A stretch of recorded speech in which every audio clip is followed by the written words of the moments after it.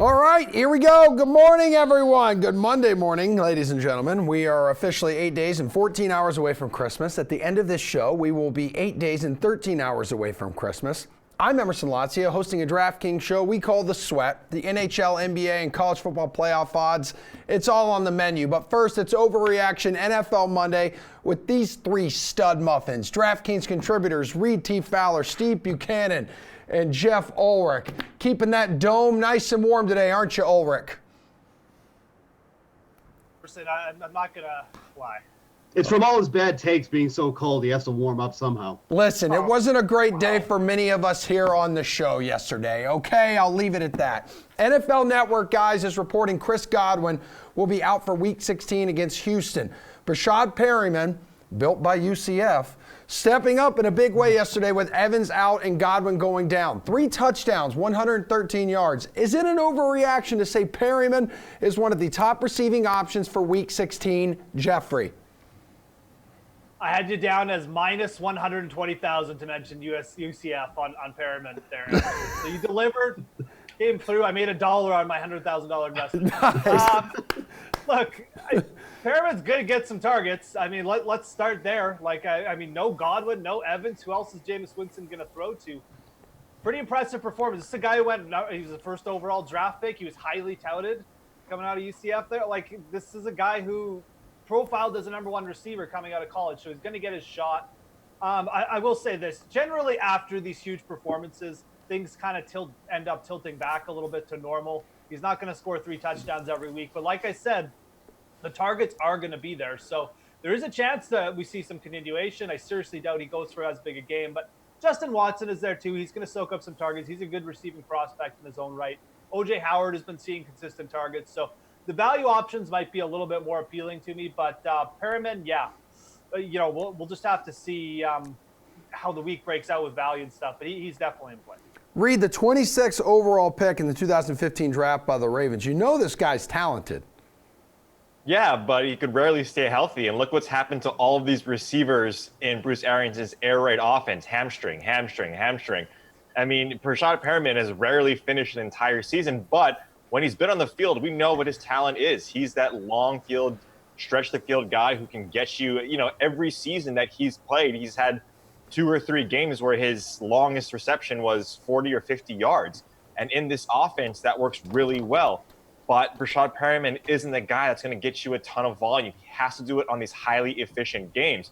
Now, luckily for you Rashad Perriman owners or first in your waiver wire ads, if we're talking season long, is that there's no one else out there, right? They play the Houston Texans this week, and the Texans have given up a ton of production over the last 3 weeks to guys like Drew Lock and Ryan Tannehill and some other guys that aren't necessarily playing like Jameis Winston, who's been playing out of his mind over the last 2 games. One of Steve's boys there, I think he called it on last week's show, or yesterday's show. He's going to be fantastic. I don't think he's potentially going to be a league winner, but, I mean, you got to like the matchup. And right now at this stage in the game, if you're a Godwin owner, you have to get Perriman. Okay, what do you think here, Steve? I mean, we're just talking about, a plug-and-play option. There's nothing wrong with Perriman, especially with the matchup that he has coming up against the Texans. This is a secondary that's allowing an average of 13.4 yards per reception. And aside from Justin Watson and O.J. Howard, we're going to have to sign up probably a couple guys off the practice squad to fill up their roster for this upcoming week. I mean, they have a lot of major injury concerns going on here to 2 of their best receivers. So there's a lot to really kind of look and kind of digest here. So, Perriman's not a sexy name by any means, but the matchup is great. We just saw the big volume that he had last week for, a plug and play option. Yeah, by all means. I mean, if you got to use him, he's in a good matchup. You got to take a look. Guys, Minshew Magic strikes again in Oakland. The Jaguars quarterback leading his loyal teammates to victory with 2 fourth-quarter touchdowns. The Raiders' last game inside the black hole, and Minshew mashed it. Reed, this is a perfect question for you. Is it an overreaction to say Uncle Rico 2.0 is the man in Duval next year? Well, this is a tough one for me because what happened yesterday was quite a disappointment, but typical Raider fashion, They let us down at the very end. I think Ehrenberg called that. That's the way they would have gone out.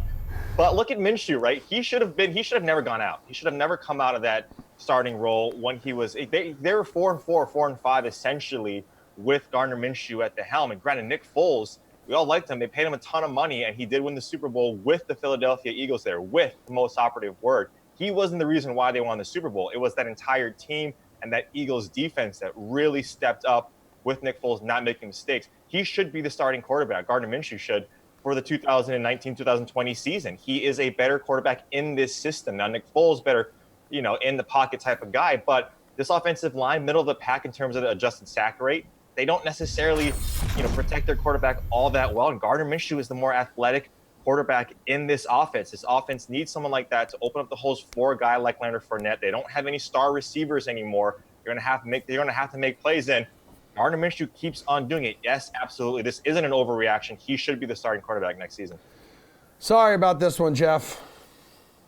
Okay, first of all, Nick Foles put up like historic stats the year the Eagles won the Super Bowl in the playoffs. So just slow your roll, Reed. Just roll things back. It's still time to save face here, okay? He wasn't of course he was the reason the Eagles won the Super Bowl. Did you see the catch? Anyways, One catch. I like Gardner Minshew. I think he's a solid quarterback. I think he plays above his skill level as well. He doesn't have a huge arm or anything. He's very good at navigating the pocket and just giving his receivers time to get open. Let's remember, though, there is a reason they went to Nick Foles. It's because Minshew had an absolutely terrible game against Houston, and they wanted to see if Nick Foles would give them a boost. The other thing is, I don't really think it matters who's at quarterback for the Jacksonville Jaguars right now. It's terrible in multiple fronts. Their defense is terrible. Their offensive line has not been good most of the year. Their run game has been hit or miss. This is a team that, they just have so many missing parts right now that I think if Minshew is going to be quarterback and be successful with the Jaguars, it's because they've rebuilt their defense. Their defense becomes dominant again. I'm not sure if that can happen in one offseason, but it certainly could. I think that the Jaguars are definitely going to draft a quarterback. I think they'll probably try and get rid of Nick Foles over the offseason. It makes sense for them to go with the younger quarterback at this stage in where their franchise is. But look for them to draft a QB, probably to have a competition with Minshew, who, like I said, is still a very solid option. If they can improve the defense, they could definitely lead them to a winning record. So, Steve, where do you think that that this guy is going to have an allegiance next? Wherever Foles goes, like Chicago, what team is Jeff going to like next year? Is it just some bad team? He's going to the Patriots. All right, Tom Brady's going to ride off into the sunset. Oh, God. Hey. Nick Foles is going to Quiet. do the domination. And Steve Buchanan's become the biggest Nick Foles fan as a result. This is what's so cute about Jeff. He actually just said on this show, broadcast nationally, the reason the Jaguars put Nick Foles back into the mix is because Gardner Minshew was struggling. I'm sure it has nothing to do with that absolutely asinine 4-year, $88 million contract they handed to a bad subpar quarterback. I'm sure that has absolutely nothing to do with it, right, Jeff? They are 0-4 when Foles takes the field. 65% completion rate, 3 touchdowns, 2 interceptions. This guy is not better than Minshew. Minshew is much more mobile. He's a much more agile quarterback. In the era of mobile quarterbacks, Nick Foles does not fit the mold anymore. See you later. Get rid of him. Nothing to do with him. He's going to end up going to the Panthers. Oh, wow. Guys, need you to be a little quicker on this last one. For the second time in the last 3 years, second time in the last 20 years, the Bills are bound for the playoffs, securing a 10-win season Sunday night with a win over the Steelers, who they forced 5 turnovers against. They're going to face the Patriots on Saturday, but with the way this defense is playing, is it an overreaction to say that this team can actually represent the AFC in the Super Bowl? Jeff?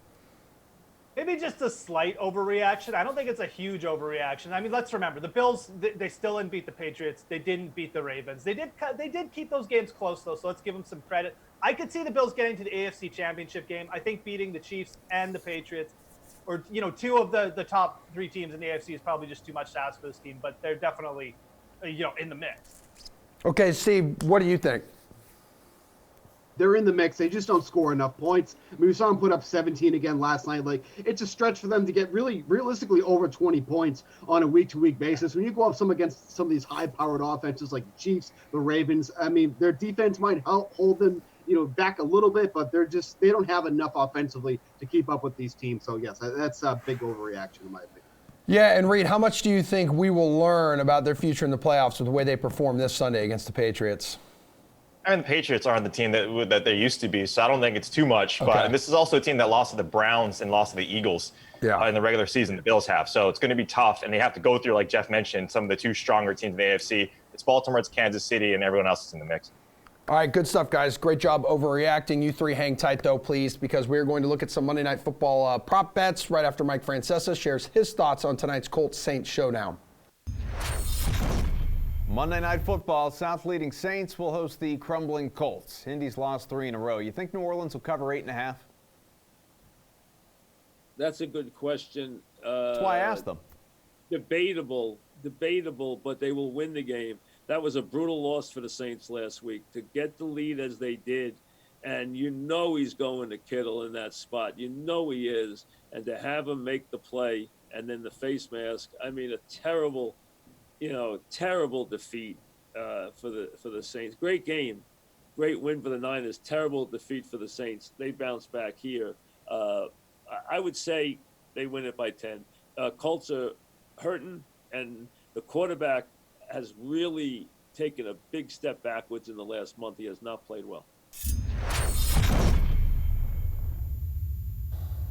All right, 7 games on the fantasy basketball slate football, tonight. The Action Saints Network's will host Matt the LaMarca has been crumbling studying long and hard for this one, as has Ryan Mogjosh, host of the Four Seasons podcast for Ball is Life. Good morning, gentlemen. How does everyone do this morning? Fantastic. I can't even hear you, Matt LaMarca, but you look good. That's all I know. Thanks. Guys, now I can hear you. Your voice sounds amazing. It's NBA high or low, so are the following spreads for this evening too high or too low? Maddie, I'll start with you. Washington at Detroit. Pistons favored by 6 at home. Too high or too low? Yeah, this number's tough because you got a lot of injury questions in this game. You know, Andre Drummond is still dealing with his avocado-based eye injury, so we're not sure if he's going to suit up. Blake Griffin missed the second half of their last game, so he's not a lock to play tonight. I probably would lean with the Wizards as things stand at the moment, because if those players ultimately don't play, this line is going to drop. I think that the best number here at the moment is the over-under. I like the under in this contest, given, again, some of the injury uncertainty and just the fact that these aren't very good basketball teams.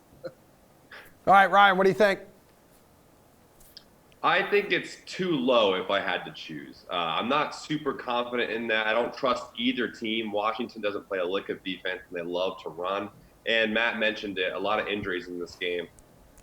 Blake Griffin's playing like he doesn't even care about anything that's going on. Don't trust Detroit at all. But after Saturday's win versus Houston, that's what made me lean too low. Ryan, I've got to say your Bitmoji is fantastic, and it looks exactly like you. Does it look like me? Yeah, it does look like you, especially now that you've got the glasses on. I mean, the hair, you absolutely nail it. The 5 o'clock shadow. Yeah. Mm-hmm. My mom just made one for herself, and it's awful. But yours looks great. Okay, guys, let's go to Dallas at Milwaukee. Milwaukee favored by 11 at home. Too high or too low, Ryan? No Luka Doncic is this game's storyline. I think it's too low because of that. Milwaukee's really good at basketball. I think that maybe they might be the best overall all-round team in the league right now. First place in points per game, pace, defensive rating, and a mixture of no Luka with that. I'm going too low. Okay, Luka impacts your decision here. Maddie, how much? Yeah, this is too low. I know that we're all a little bit skeptical of Milwaukee because they kind of flamed out of the playoffs last year, but this is now the second year in a row that Milwaukee is the best team in the league, at least for the regular season, and they've been a juggernaut this year. I mean, Giannis is barely playing. That's how good they've been. In terms of net rating, they're something like 13 points per 100 possessions better than their opponents. So that's a ridiculous number. Believe it or not, Dallas is second in net rating, but you can attribute basically all of that success to how good they've been on offense, and I just don't see that continuing without Doncic. So Kristaps Porzingis is going to have to carry a big load tonight, and he has not shown me that he is ready for that responsibility with how he has played for most of the season. So I will gladly lay 11 points here with the best team in basketball. All right, Maddie, what do you think about the Spurs as 10-point underdogs then at Houston? Yeah, the worst team in basketball this season against the spread has been the San Antonio Spurs. 6-18-1. That's a pretty dreadful mark for an against the spread record. Initially when you look at this, you think, how are the Spurs catching 10 points? But San Antonio is just not the same team that they've been. They're one of the worst defensive teams in the league. They are really not getting anything from their stars in DeRozan and LaMarcus Aldridge. You could argue that their bench unit has been better than their starting unit this year. And that's something that we saw a lot from them last year as well. So Houston is basically going to be at full strength tonight. Russell Westbrook should be back in the lineup after getting the night off. Eric Gordon remains out, but that's really a minor concern. I'll lay the 10 points with Houston. Okay, Ryan, what are you going to do here? I'm doing the same thing. I think it's too low. The Spurs are weird, man. I can't quite peg what they're doing this year. I wouldn't even call DeRozan a star anymore, and nobody really likes his play, including me. I don't like the mid-range, boring, slow-paced grandpa ball.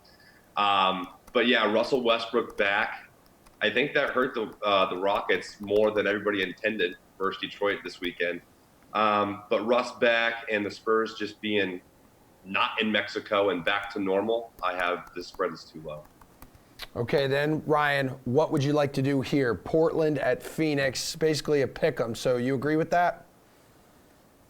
I think it will be close, yeah. No Devin Booker still, I'm reading this morning.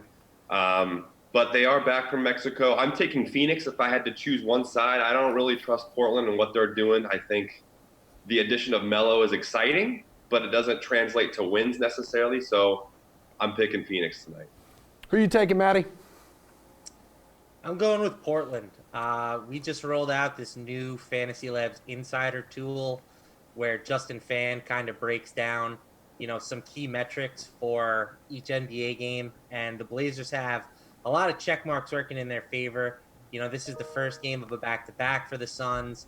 The Suns have played more basketball recently, and they've also done a lot more traveling than the Blazers recently. So Portland is setting up as a nice little spot here. They have a lot of edges in this matchup.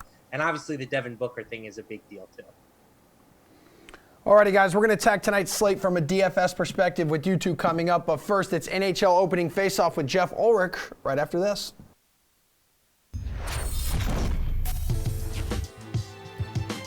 I'm Brendan Glasheen alongside Reed Fowler. We're here from DraftKings, here to talk to you about the betting angles for Monday night showdown between the Colts and Saints in New Orleans, brought to you by the DK Sportsbook. Saints are 9-point favorites at the Superdome. Over-under is at 46.5, and if you're into the money line, Indy is plus 300, New Orleans is minus 360. All right, Reed, Colts have lost 3 straight. They barely covered last time out against Tampa. What chance do you give the Colts to cover the 9-point spread against the Saints, who a team coming off a loss here against the Niners? Yeah, look, Indy has a lot of injuries on the offensive side, and the Saints are such a strong team at home. A margin of victory at the Superdome is just under 8 points. With New Orleans coming off of that tough loss, look at them bounce back in a strong way, score a ton of points. I like them over the Colts. And both teams were involved in high-scoring affairs last time out. Saints, Niners, 94 total points. Colts, Bucks, 73 total points. With that said, we should easily see the 46.5 hit here, right? Yeah, again, the Saints, a strong team at home. Clearly, they play faster, they play more efficient in front of their home crowd. And Indy, 20 points averaging on the road so far. You like that. Again, their injuries are more on the offensive side. Offensive line still intact. I do like the over as well. All right, that's going to do it for us. I'm Brendan. He's Reed. Those are the betting angles for Colts-Saints, brought to you by the DK Sportsbook.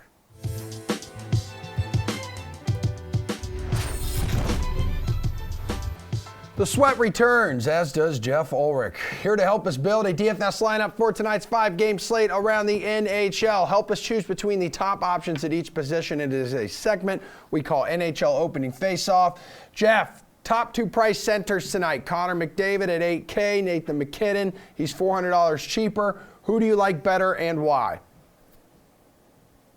I mean, I just feel like you have to take advantage of the price decrease on Nathan McKinnon here. I mean, he's been so steady over his last 10 games. I mean, racking up multiple points almost in every contest, it feels like, league leader or not, close to the league lead in shots on goal. I mean, he's just doing everything that you want from your fantasy stud. He's getting peripherals scoring, and he's scoring real-life points. He's basically in play for the 3-point bonus every night, it feels like.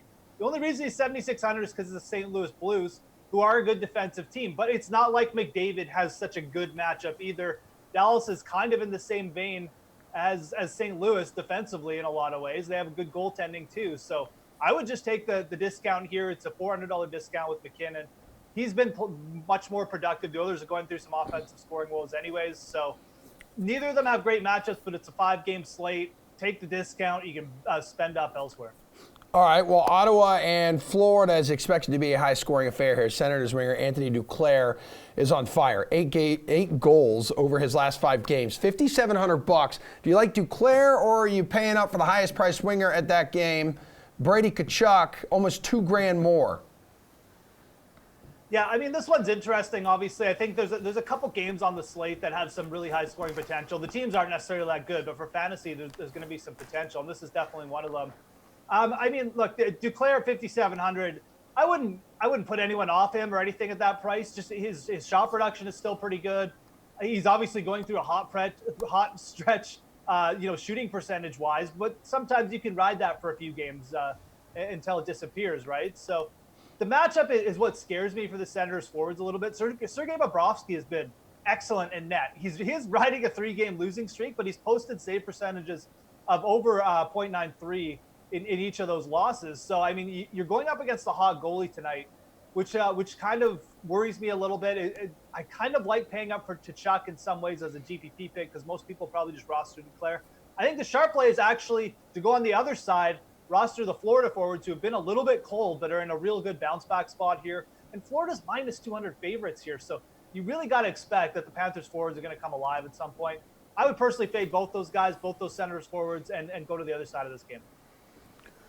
Well, on D, you have John Carlson. It's been a beast this year, $7,500, but Roman Josi right behind him, $200 cheaper, has a better matchup against the Rangers. So which one do you go with? Yeah, I mean, you mentioned it, the matchup against the Rangers. I mean, Roman Josi is just a shot machine. I mean, he leads the defenseman in the league in shots by quite a big margin right now. And the New York Rangers give up the second most shots on goal of any team in the league, over 35 per game. They also have a pretty weak power play. Josie's out there basically almost the whole 2 minutes, it feels like, for Nashville every night. This is a real good upside spot for a player who just doesn't really need like a good matchup to go off. So John Carlson is kind of in the same vein. Doesn't get quite as much shot volume off, but I mean, point production, he's off the charts, obviously. I'd go with Josie, though. I would take the small discount. I just feel like the matchup is just too good to kind of, look away from. I feel like Carlson, a little bit more hit or miss against Columbus, who's is an okay defensive team at least. The Rangers, you could just see 7 or 8 shots from Josie in this game and a couple points. It wouldn't shock me at all. All right, so who's your lock on this 5-gamer, also known as your slate-approved pick? Yeah, I'm going to go with, I mentioned the Florida forwards off the bat, but I'm going to go with Alex Barkov for a bit of a bounce-back game. He hasn't scored in 3 straight games, but again, their goalie's playing good. They're big favorites in this game, and I think they're going to go overlooked as people try to get with the hot hand with Ottawa. But I like the Florida forwards. I like Alex Barkov. All right, we're going to look at some Monday Night Football prop bets with you, Reed, and Steve, the 3 Bromigos, right after Pat Mayo gives you his strategy for tonight's clash in the Big Easy. Take the good players, and you can win the money. Yeah. You don't have to worry about anything if you can just pick all, just straight scratch ticket style, each spot, do it up. It's strange, but I mean, obviously, I'm at fault for this. You're at fault for this. Anyone who does content for DraftKings, I do think any sort of daily fantasy is at fault for this because it's a really easy talking point to talk about leverage and talk about strategy and talk about ownership and pivoting off of things. I mean, that's what fills the hour when we talk about this stuff. But it's almost like I spoke to you about like constructing the optimal lineup and how to do that for the President's Cup with this captain's mode in golf. Like, I can come up with the blueprint of how you should construct your team to maximize the perfect amount of points. But you still have to pick the right people. And the person who wins just could be 6 random dudes who end up playing really well, uncorrelated to each other with whatever. That's what we've seen here. Like, just because you use the best strategy doesn't necessarily mean you're going to win. And that because you use a bad strategy doesn't mean you can't win either. Of course not. No, it's sample size. If you do stupid things over time, you're going to be punished. And if you do smart things over time, you'll have a chance. Then that's really all you can ask for. That's the whole philosophy for me. I say that all the time, especially with something like golf, but it applies to NFL too, is just I want to give myself a chance to get lucky. If you do that over time, eventually you get lucky at the right time. And then those weeks take care of all the other weeks where stuff doesn't go right or you make mistakes. Yeah, putting yourself into the position to get the luckiest. Like Absolutely. If you see a game on the slate that's projected for a high total, but it's like, oh, there's going to be 25-mile-per-hour winds, and you're like, oh, geez, I can't play anyone from that game. I'm going to go fade that game. And then that game shoots out. Like, I feel like you made the right decision. It just didn't work out. Yeah, you just have to accept that, over time, if you're making the right decisions, it will work out. And when it does, you hope to capitalize, and most likely you won't. But if you do that enough, eventually you will. I know it always seems like you don't know how many people I talk to and they say, this was my chance. I missed my only chance. And it's like, no, you didn't. Trust me. I know it feels that way. But if you keep doing it, you will get in position more and more. And then eventually you do just get lucky at the right time and it takes care of itself. Yeah, the two biggest mistakes I think that people make, or one's a huge mistake and the other one's a process problem that even I really do struggle with over time and across all of the different DraftKings sports. But one is using the small sample size, using a week or two to be like, well, I got to completely change what I'm doing because it's not working. Like it's 2 weeks of a football season.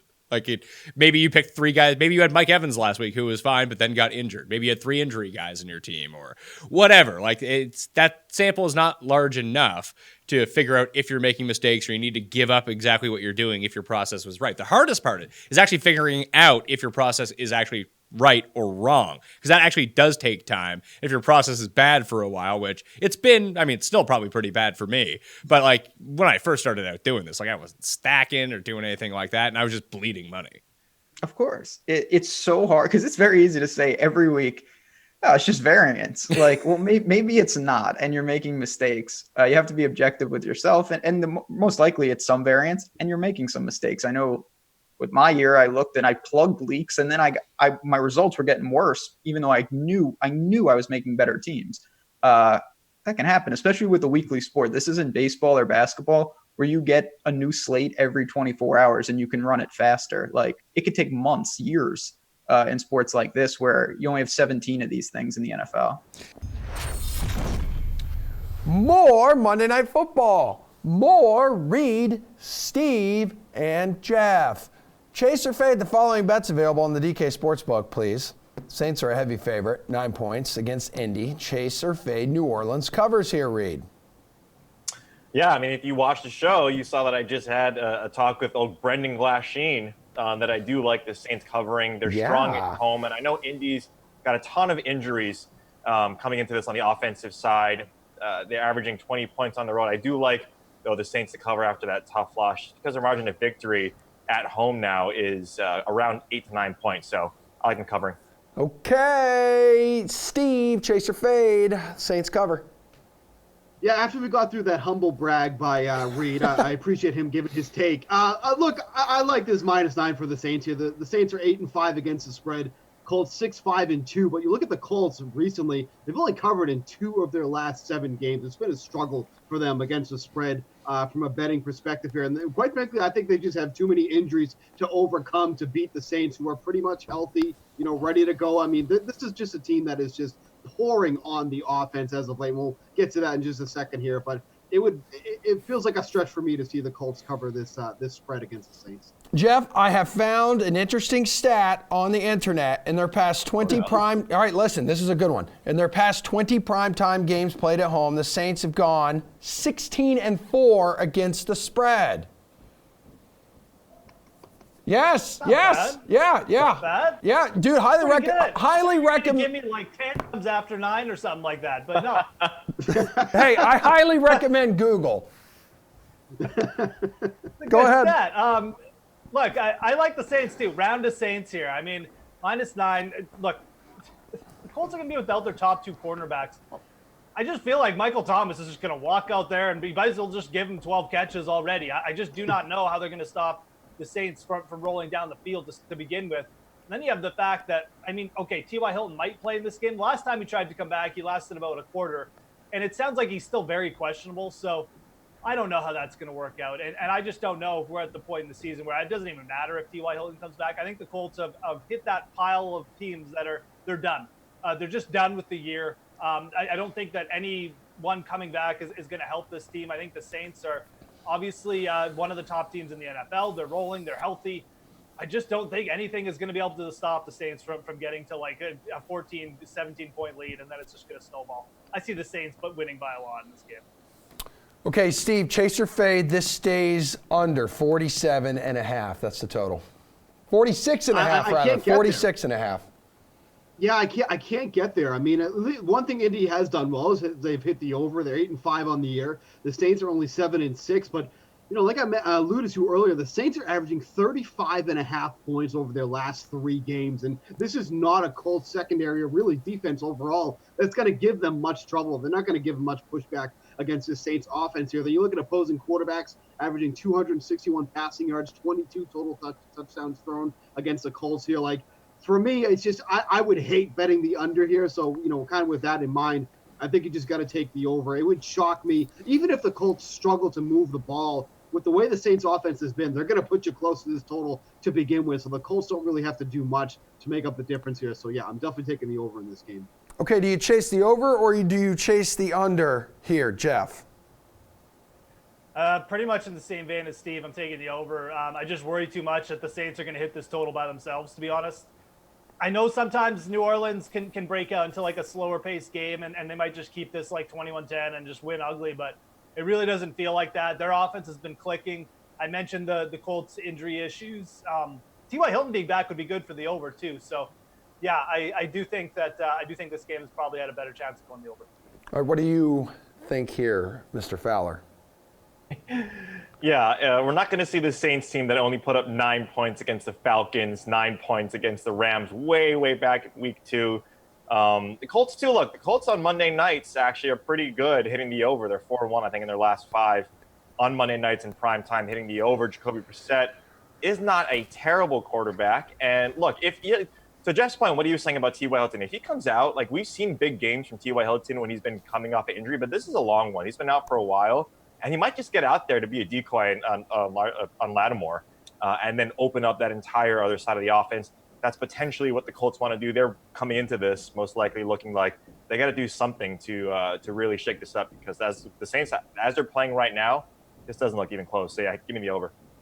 Michael Thomas reception total set at 8.5. Huge number here. The over is the way to go. Chase or fade, Jeff? It's got to be over. I mean, the Colts are going to be without their top 2 cornerbacks, and who weren't really playing that good to begin with. Yeah, just give me the over with Michael Thomas. I don't think there's too much to think about. I know it's a huge number. I know the game flow, but I can always play a factor in these things. But if you're asking me, what Michael Thomas is going to do, I think he's going to hit 10 receptions tonight, so I'm taking over. Reed, how confident are you in taking the over? Well, to what Jeff was saying, hey, look, I mean, he walks on the field, just give him 12 catches already, and we hit the over right there. It's Pierre Desir. He's going to cover him. He's allowing 67% catch rate. It's going to go over. Steve, is it a clean sweep?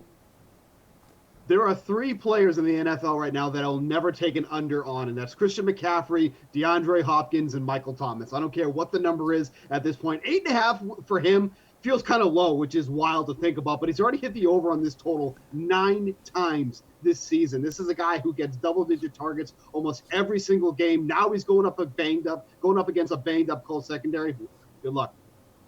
All right, let's take a look at some of the guys with potential to score multiple touchdowns in this one. Alvin Kamara, Michael Thomas, plus 375 on the Colts side. Jack Doyle, plus 1,400. Zach Pascal, plus 1,500. Whose odds would you chase, Reed? None of those guys. Taysom Hill is always a guy that can get you 2 touchdowns. We saw it. It's not gonna. He can. Steve, calm down. He can. Stop it. But I'm saying he's not going to do it. Not going to do it. It's going to be someone. I'm actually going somewhere else. A guy like Marlon Mack, and I'll talk about him a little bit in our showdown. Marlon Mack is a very interesting play. That number is enticing. He didn't show up, obviously, last week. He doesn't get a lot of targets on the backfield, but the Saints defensive line are dealing with some injuries, so I like Marlon Mack. Steve, your face was interesting throughout that entire answer, so please go ahead. I mean, it's early. I get it. Maybe we're not thinking straight. Marlon Mack is not going to score 2 touchdowns. Mark this in tape for the next time I'm on this sweat because, I'll be in color, not in black and white because that'll be a take that hits. Marlon Mack's not going to score a single touchdown in this game. I like that one for Jack Doyle. a lot. When, we talk about Eric Ebron being off the field, he's been off the field for weeks, but you just look at the numbers for Jack Doyle when he's off. 27% red zone target share when Ebron's off the field, 5 red zone targets over the last 2 weeks. So the odds that you're getting for him in this game, I like those a lot. That's the one I'd be kind of targeting there. Again, T.Y. Hilton, we'll see if he's in the mix or not. That really doesn't make a difference to me. I think even if he plays, he's not going to be much of a factor. So Jack Doyle, that's the one I like a lot. Jeff, whose odds to score multiple touchdowns tonight are you chasing?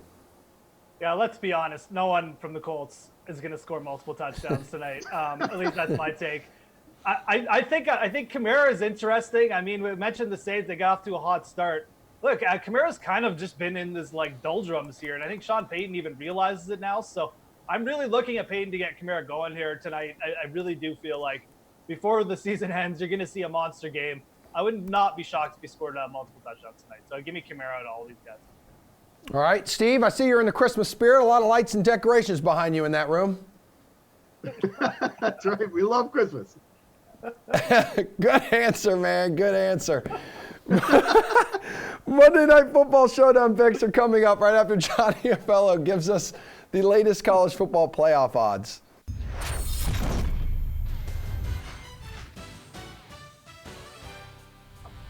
Let's talk college football national championship. Both of the games are on Saturday, December 28th. So the first game, Oklahoma and LSU, kick it off in the Peach Bowl in Atlanta, Georgia. Oklahoma, 12-1, had to beat a good Baylor team twice, but their overall schedule was relatively weak. But make no mistake, the Sooners are winners with no less than 11 wins in the last 6 seasons. LSU, led by who I believe is the Heisman Trophy winner, Joe Burrow, over 4,700 yards passing, 48 touchdowns, only 6 picks. We open this game 10 LSU. It's currently at 13.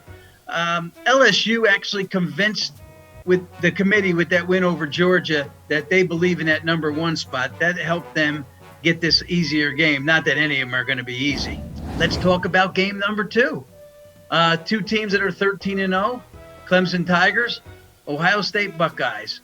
Clemson was the talk at the beginning of the season that they're going to have an easy schedule and probably get there, and that's exactly what happened. It's not their fault. They play in the ACC. They were favored no less than 18 points in any one game against any opponent. The offense really been getting it going lately, though. 52 points per game against their last 8 opponents, averaging 52 points a game. That's pretty darn good. On the Ohio State side, what a season. This team is led by 2 superstars. You got Justin Fields, the quarterback, and Chase Young, the defensive end. Championship odds to win it all, LSU is 6-5, Clemson 2-1, Ohio State 11-5, Oklahoma 12-1. I'm really excited to get this started, and I hope you are also. Enjoy. A lot to get to, not a lot of time to get to it. It's NBA Building Blocks with Matt LaMarca of the Action Network, as well as Ryan Mogjosh, host of the Four Seasons podcast for Ball is Life. So who are you building your lineups around tonight at the following positions? That is why we call this segment Building Blocks. Ryan, you're up first. Who are you building around at the center position? Center, I like Bam Adebayo tonight. 8.2K versus Memphis. Memphis has a lot of young bigs that they play. Brandon Clark, JJJ. I like the matchup. Bam's off a heater, a triple-double last game that he played in.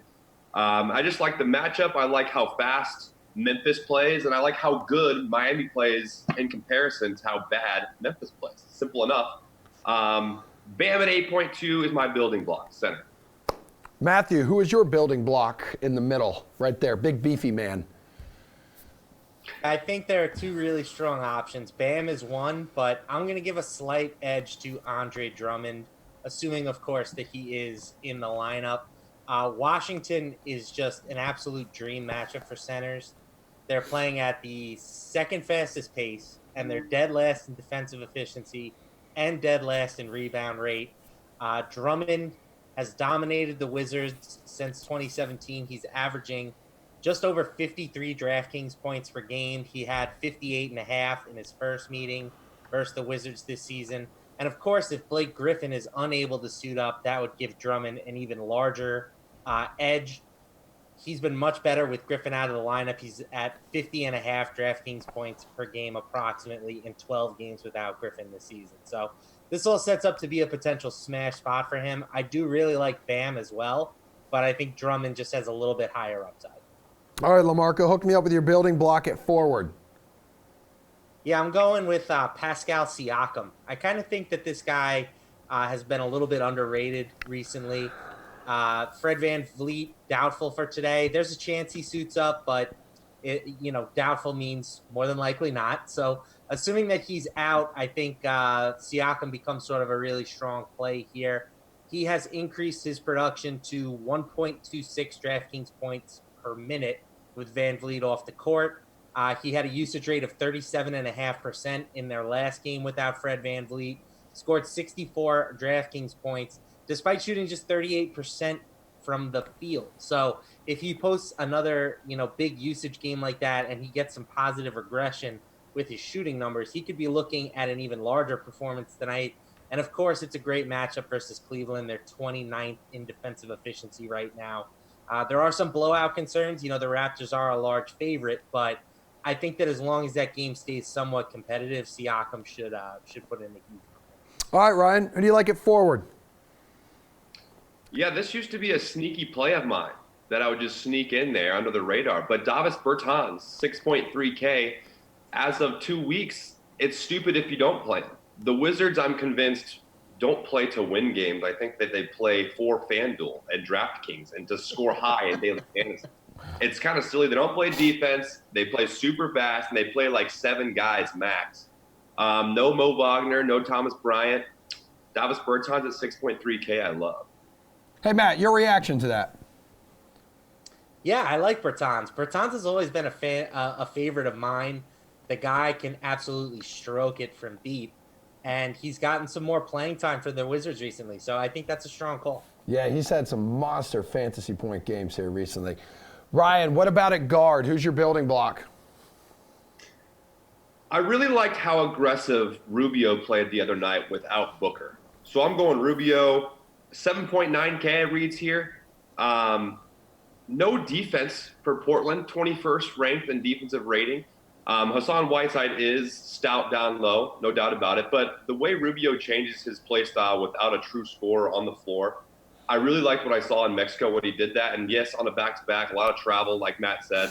But I like the aggressive Rubio with no Booker. And so I'm going that for decent value at 7.9K, I feel like. Yeah, 54 fantasy points against the Spurs 2 days ago. Maddie, who's your man at guard? Yeah, give me Jimmy Butler. I think that the Heat are going to be a popular target tonight. We talked about the matchup versus Memphis. They're tied for 4th in pace, 21st in defensive efficiency, but no Goran Dragic tonight, no Justice Winslow. Deion Waiters has still yet to make an appearance for the Heat this season.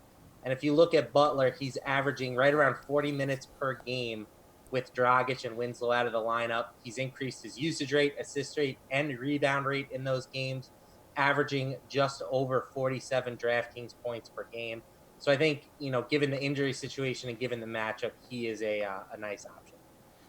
And now a value play. Matthew. Yeah, sticking with the Heat, for a lot of the same reasons I like Butler, I'm going with Tyler Hero tonight.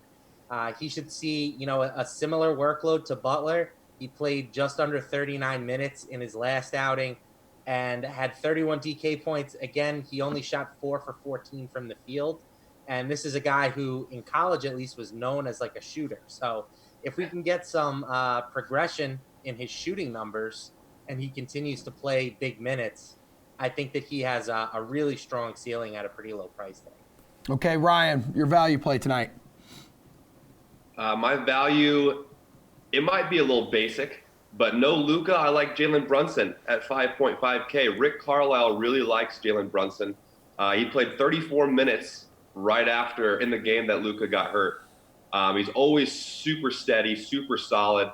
JJ Barea also got a lot of minutes, so just pick your poison there. But I think Carlisle leans Brunson right now just due to JJ just being an old man. But I like Brunson for that value. Okay, 7-game slate. Who was your slate-approved pick? Who do people need to have in their lineup no matter what? Matthew. Yeah, I'm going back to Andre Drummond. As long as he stays away from the avocados this evening, hopefully he's ready to go out and carry that team against the Wizards. Yeah, he actually looked good in that avocado game as well. Ryan, what do you think, bud? The avocado game, that's good. I like Giannis today. I know Dallas is missing Luka, but Dallas is, I think, the deepest team in the NBA. Milwaukee's playing incredible, but I feel like it'll still be a decently close game. Like I said, the spread was 11 for Milwaukee. I'm still taking that.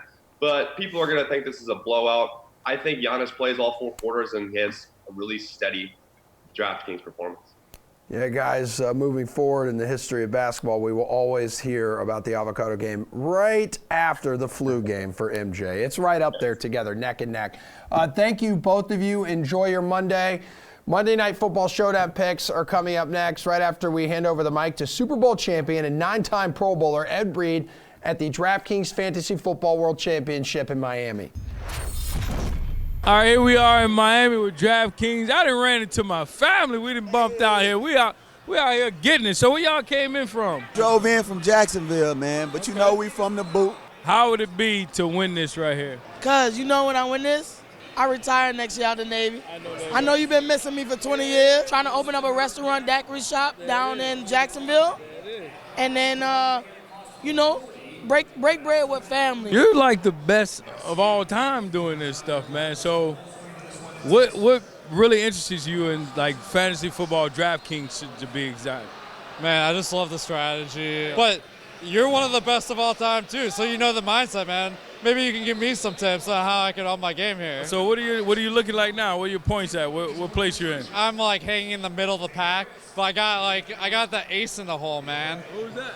Dak Prescott, Amari Cooper. I'm hoping they can score some points here. That's what's up, man. Well, it's really nice to meet you, Alex, man. Yeah, have a good one, brother. You too. Right on. DraftKings, we out. Ed Reed coming for our jobs here, Cofield. Who, by the way, Jesse's not here. She was down there all weekend hanging out with Ed and the gang. She absolutely crushed it. Can't wait to have her back on Thursday. God, enjoy your time off. This is the 2019 Fantasy Football World Championship winning lineup. Patrick Mahomes, look at this. Only 4% of people drafted this guy, and it looks like he stacked in with Tyreek Hill. Patriots defense scoring the defensive touchdown, so that helped out a lot. Look at Boston Scott, sneaky there in the flex. Christian McCaffrey, Saquon Barkley, 2 workhorses there in the backfield. 220 points for crying out loud. I want to bring in the 3 best friends that I have ever had. Reed, Steve, and Jeff. You guys look at that lineup. I'll start with you, Jeff. What stands out to you in the DraftKings Fantasy Football World Championship winning lineup? The guy took a shot and it paid off. I mean, it's that simple. He went with, 3 or 4, I think it was 3 basically players under 4K in salary. Boston Scott at the min, Greg Ward. I can't remember if he was at the absolute min or like 3,200 or whatever he was. And Chris Connolly. But all those plays did make some sense. I mean, we saw Boston Scott's role improve going forward. Chris Connolly obviously is a kind of an athletic receiver in a higher upside spot without DJ Chark. And Greg Ward, obviously the Eagles had no wide receivers and the Sarah Whiteside sucks. So they all kind of made sense in their own. Obviously having all 3 go over like 12 points is massive because the rest of his studs took care of what they were supposed to do. So it's a complete boomer bust GPP lineup, but that's what you need. You went for upside and it paid off. It's just, I like the strategy personally. Yeah, I don't know how much this winning lineup actually won by. It would be interesting to see, like, if the Boston Scott pick or even like the Conley pick actually made like a few points of a difference, because you saw like the Conley scored that game-winning touchdown with like 30 seconds to go against the Raiders. Sorry, Reed, but your biggest takeaway, Fowler, when you look at that winning lineup. Yeah, I mean, he did the Steve Buchanan strategy. He faded the weather. I mean, a lot of people, what they do, he went Mahomes and Tyreek Hill. And that's what you got to do, right? A lot of people switched off of that game and said, these guys, there's no way, right? LaShawn McCoy is there. We saw what he did last time he was in the snow. And there's no way the passing game could be as efficient as it was. And Patrick Mahomes was way more efficient yesterday than he has been over the past few weeks. And so fading what everyone else is doing late in the game, you saw Patrick Mahomes at 4%. I mean, come on. Yeah. Steve, you know I love you, but this was the one week that you said weather actually mattered, and this guy did not listen to you. But this is the thing, like, if you're going to play someone like Patrick Mahomes, it makes sense in a cash game to be worried about that because of the weather. But when everybody is getting off a said player who has this type of usage, who can put up that type of upside, it makes for such a great tournament play. And that's kind of where I've always been at with these, weather games we have to worry about, because this is exactly what happens here.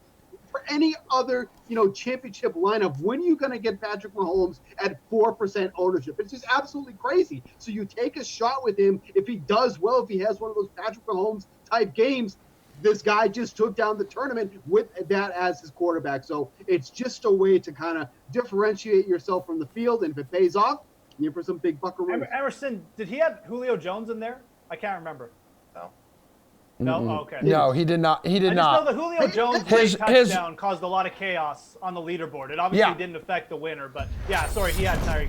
So the Julio Jones caused a lot of chaos on the overall leaderboard. I don't think it obviously didn't affect the winner, but. Also, kind of a risk they're going with Greg Ward, although I guess Carson Wentz didn't really have anyone else to throw to, right? Well, do you know what, though, too, is that he's so heavy at the top of his lineup with Mahomes, Barkley, McCaffrey, taking up so much of his salary, and Tyreek Hill. He had to go cheap in some other places. So Ward made sense with his new role. Higbee made sense, good matchup. Boston Scott made sense because of all those injuries with the Eagles. So, I mean, we could have all made this lineup, but we didn't. Yeah, right? Otherwise, you wouldn't be here today because you'd be a very rich man, Steve. I'm not showing up to work. That's right. You know it. All right, let's get to some showdown picks for tonight. Monday night football game. The Colts visiting the Saints. By the way, Ian Rappaport reporting within the last hour. T.Y. Hilton, guys, a game-time decision, but he is trending in the right direction, so keep that in mind. I don't know if that changes any of your picks. Probably not. But anyway, Reed, who is your captain pick tonight? Yeah, we're keeping it simple here with Mike Thomas. We talked about it in the segment before. He's in an absolute great spot. I mentioned Pierre Desir. Not only is he allowing a high catch rate, he's also allowing touchdowns. The last 4 games, he's allowed a touchdown in each one of those games. So Michael Thomas, just keep it simple. Okay, you keeping it simple as well, Steve? I'm actually going to go with Drew Brees. Michael Thomas is the captain's play. There's no doubt about that. But what you're getting with Brees is that this is somebody who likes to spread the ball around. So you're kind of soaking up all that there in the captain's spot, getting 1.5 points for that. And I think both teams are going to struggle to move the ball on the ground. Both teams have some pretty strong run defenses. So if that's the case, and both these teams are going to be throwing, that works out for Brees there. He has multiple touchdowns thrown in 5 of his 8 games so far this season here. Definitely has a good chance to keep that rolling here this week as well. So, yeah, I like this one a lot for Brees. I think it's a way to kind of differentiate yourself at the captain spot. Yeah, and he could be a little motivated, a little more motivated tonight. Maybe if he wants to set that NFL record for most passing touchdowns in a season. He's 2 away from tying Peyton Manning, 3 away from breaking it. Jeff, who's your captain? Yeah, I'm going to go with the other Saint. I'm going to go with Alvin Kamara. I just feel like you've got to keep riding this. When are we going to see the positive regression change for touchdowns for Kamara? He hasn't scored in since the Stone Age, basically. Just very strange for a player of his skill level in an offensive that operates this efficiently. I know the matchup on paper doesn't look that good, but let's remember, New Orleans is at home and 9-point favorites. There's a very good chance they're going to be up big in this game at some point. They're going to be running the ball a little bit more, probably be a little bit more conservative, which means more dump-off passes to Kamara, who's still averaging 7.5 targets over his last 3 games. So the PPR volume's there. All he needs is to break a couple plays, get a couple red zone touches, and this thing's broken through. I like the savings you get over Thomas. I still like Michael Thomas. I still like the Drew Brees pick, too, actually. I could see him having a massive night. Obviously, you're going to have to play at least 2 of these 3 studs, probably in your showdown lineup. So, but I like Kamara because he's cheaper. Reed, it sounds like Jeff likes the entire Saints offense. How can you not?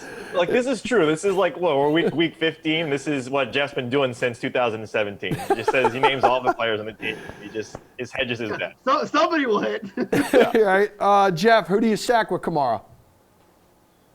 I don't know at this point. I like Jacoby Brissett. Okay. That's the one skill player on Indy I feel like you do need to get in your lineup because again, we see this against the Saints. When they blow teams out, the opposing quarterback will still put up volume for yards.